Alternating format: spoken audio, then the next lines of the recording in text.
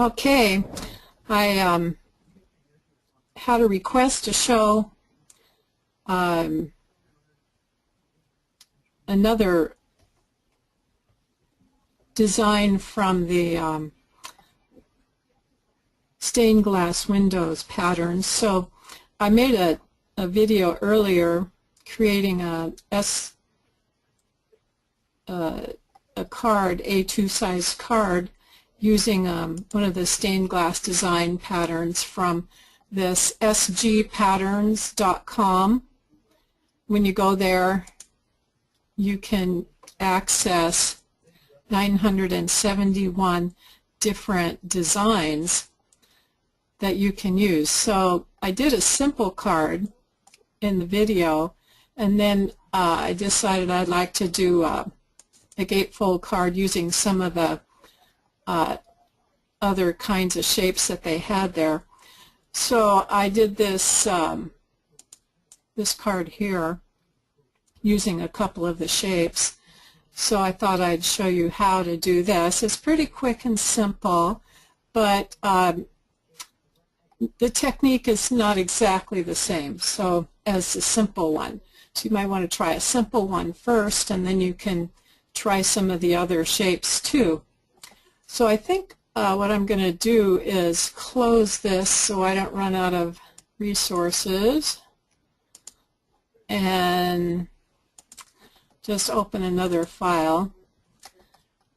Only thing is I lose my notes. My notes tell me where the which numbers I used. So I used 541 and 340. So what I'm going to do now is use the pixel trace icon to bring in the shapes that I'm going to use. I'm going to use number 340, which is a long, narrow design. And the lines are pretty dark, so I'm not going to change anything, and the threshold can just be the same as the default here at 127. And I'll click on Import and Finish Tracing. And then the other design we're going to be using is this arched type pattern 541. Now, in looking at the previews, you see this one's dark, but this one's light.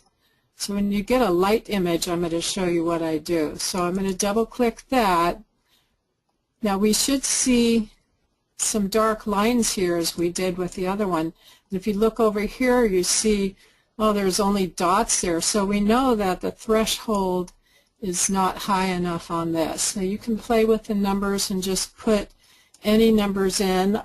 I played with a little bit and I found out I had to go as high as 220 and apply changes to be able to see the lines as I needed to see them. Remember, we want them, all the lines to be connected. We want nice solid lines. If you need to, you can zoom in here to make sure that there's no spaces between these lines and that your lines are nice and clean. Not a lot of extra specks or anything like that. This looks pretty good. So I think 220 is a good choice here. And once we have the number we want, we click Apply and Import, Finish Tracing, and we have our shapes here.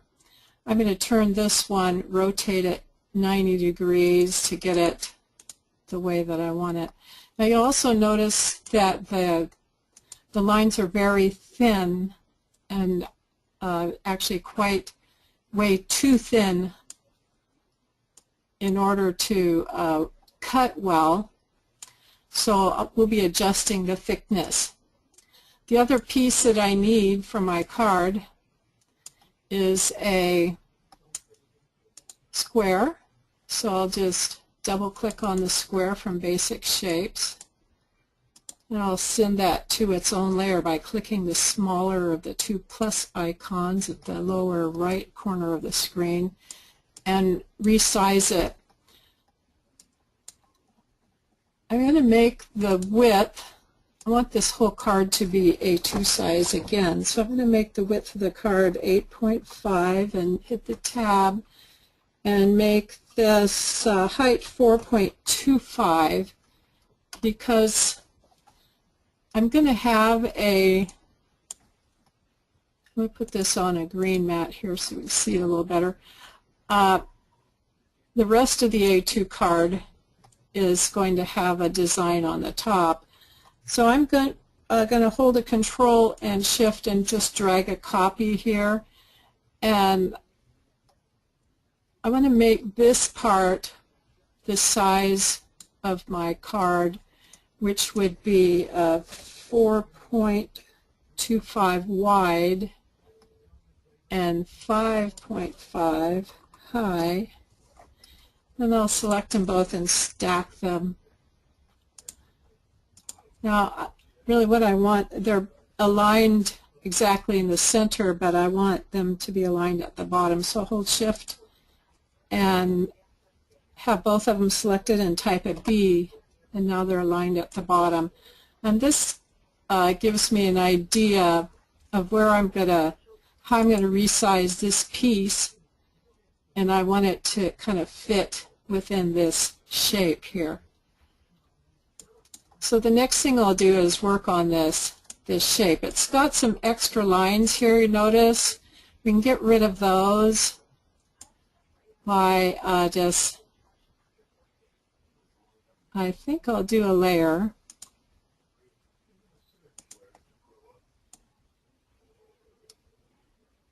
Yeah, I'm going to split that too because it's got these extra lines here that I don't need. And we'll just delete these extra little things here. So this is the basic shape that we want. And I think I'll just get rid of that one because I need a much bigger frame. So to get a frame that'll cut well around the top here, I'm going to click on the shadow layer and make this shadow layer a 0.4 inches, I think. No, that's not too good.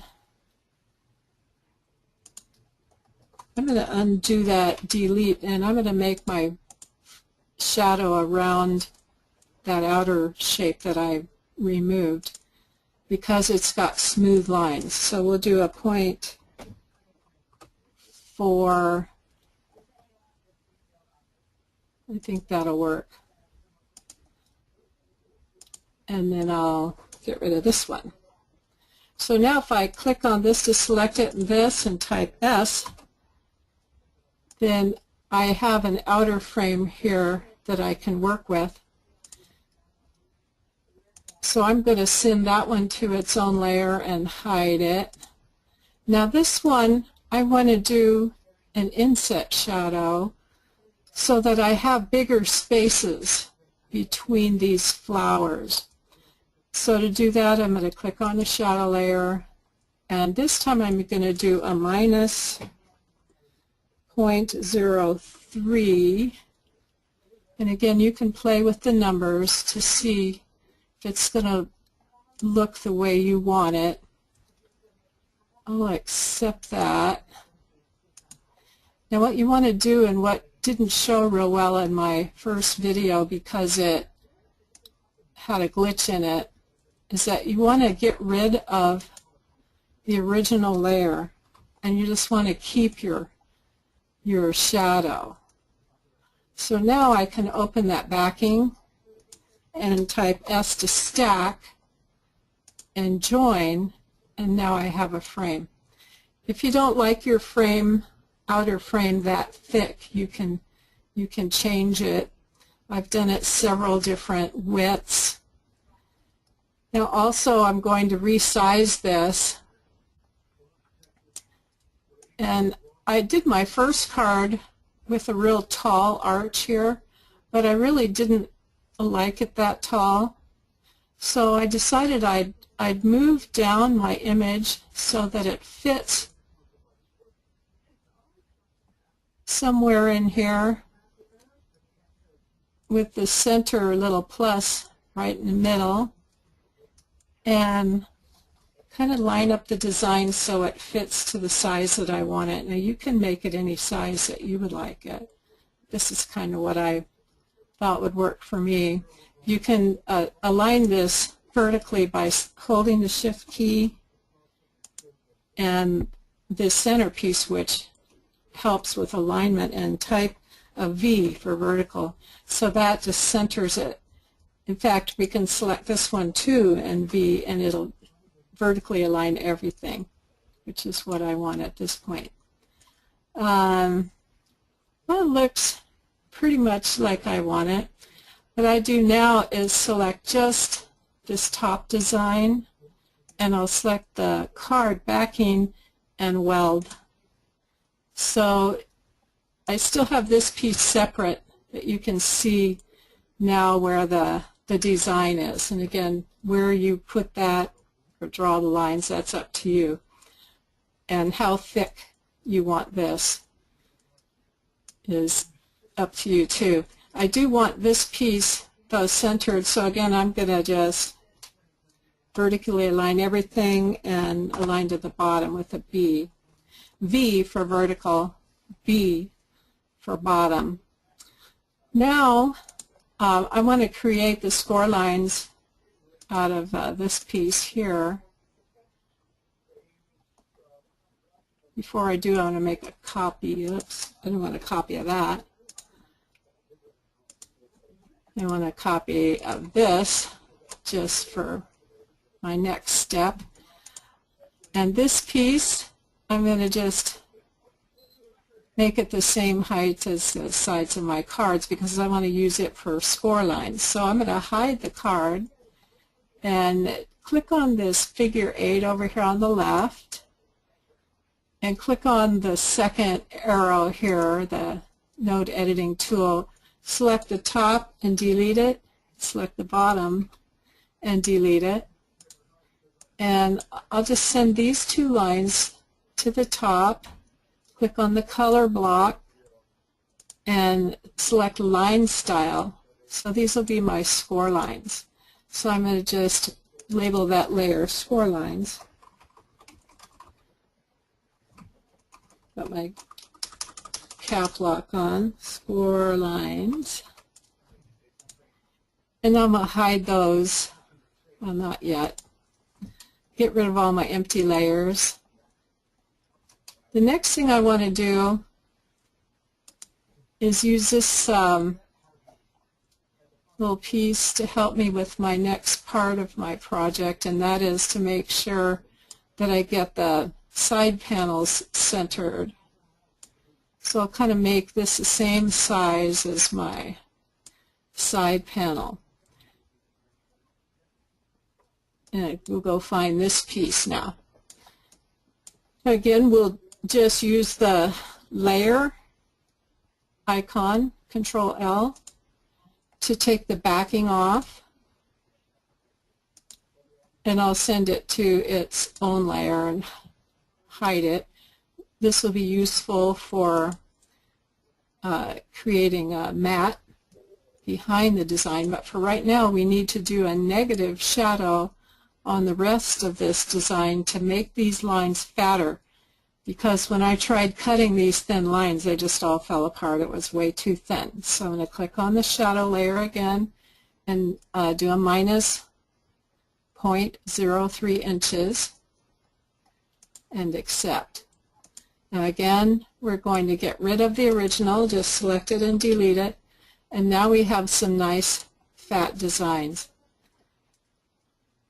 I'm going to undo that because I just remembered when we're doing this large, it doesn't give you as fat of lines or as good of clean lines as it would if we make it the size we want it to be first and then do our shadow after that. So I think I want this piece to be about 3.5 inches high with the gold lock on. So 3.5 inches. That's 3. Enter. Now that I've got these two lines, I can type S to stack them, so I can stack my design perfectly in the middle. Then I'll move this over here. And that's okay. I don't know, I think I might even want it bigger. I'm going to move it to the top so it's easier to play with here. And you can make yours, whatever size you want, even if you wanted it to be smaller or larger. Again, I need to make sure it's in the center, so I'll just type S to stack, and that takes all the guesswork out of it because I don't eyeball very good. It seems a little bit narrower.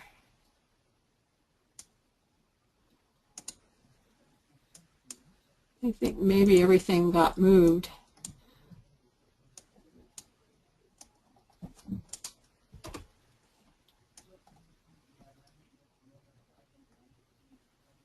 These end pieces should be the same.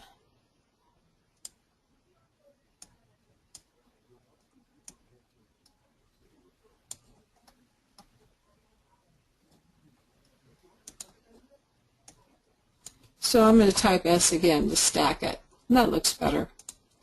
Now I'll move this over here for the other side.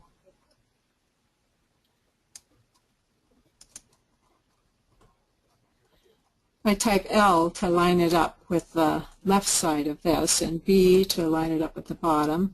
Now this one's in the middle, but we haven't thickened the lines yet. So I'll type a 1 to zoom in a little bit closer.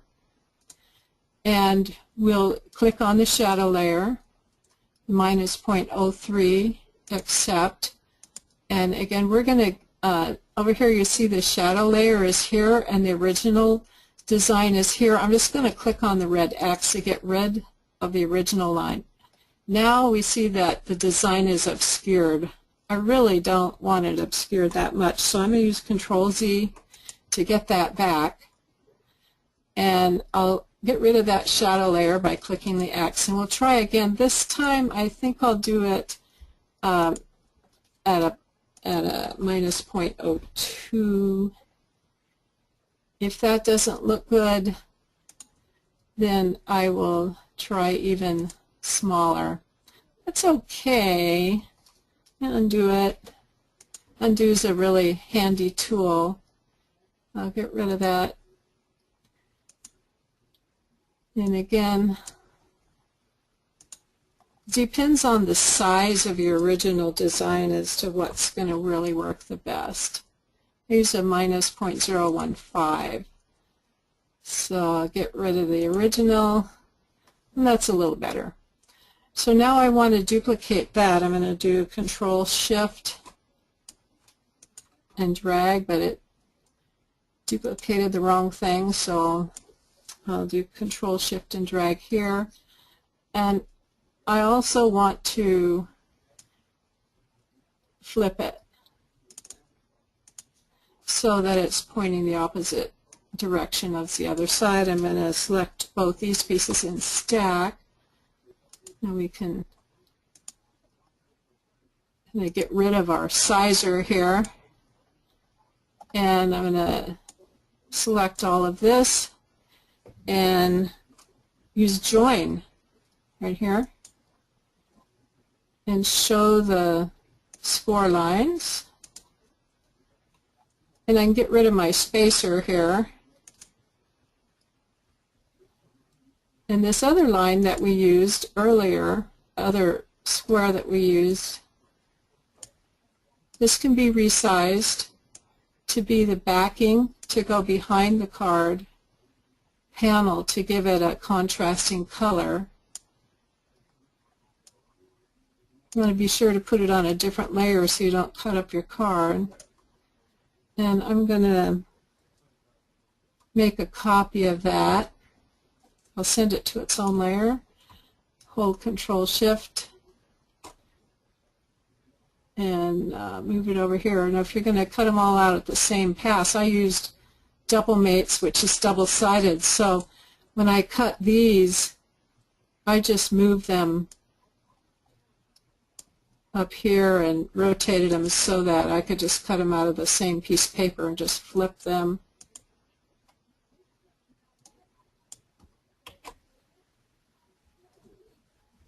And if you grab the wrong thing, you can always hide them.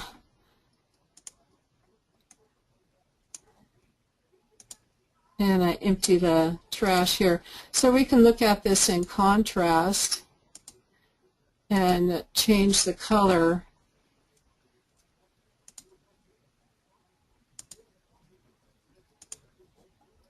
So you see when you put these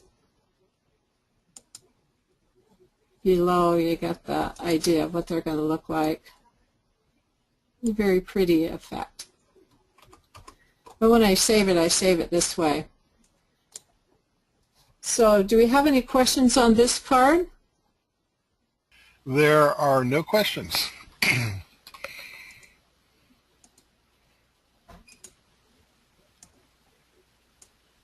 This folds over this way and this folds over this way, or the opposite, doesn't matter. And it is very pretty with double-sided paper. Okay, so if we don't have any more questions on this one, to save it we go to File, Save As, and we can just save it. I'll just make it number 3, so in case I made horrible mistakes I can go back to number 2. Lee says, very cool, Julie. I want to see you guys make some of these. Just, you know, I go think grab I hear some a homework designs. assignment. Yeah. I want to see all your wonderful projects. It's not limited to cards. It just happens to be what I was making. But you can use these designs for stencils, for doing glass etching, or you want to use them, stencils for making the kind of cards that we did the corner edges. I did some of those too, those like we've done before long ago in the webinars. And you can cut these in vinyl. You can use these designs for paper piecings, just like we did coloring book designs. So I want to see your projects. And so, Veronica was asking what was the site again. I think she means the SG. Yeah, sgpatterns.com. Now, one person had a little trouble because she tried to copy these designs from the small images. The small ones won't trace very well. You need to make sure that you're using a large design, and you get it merged by double-clicking on the image. This is the one that you right-click on to save image as, or simply copy image. And by copying the image, you go in to make the cut, and you can do your pixel trace right on the copied design. And most of them are dark enough to just go ahead and import straight as you do. But you notice the one that I used needed a little more work. And again, you can break it apart to get rid of any excess. And most of them are that easy to do. And the only thing that you would need to change is the threshold on the ones that are too light. So you'll just remove the background and start working. It's a lot of fun. So I'll close that one.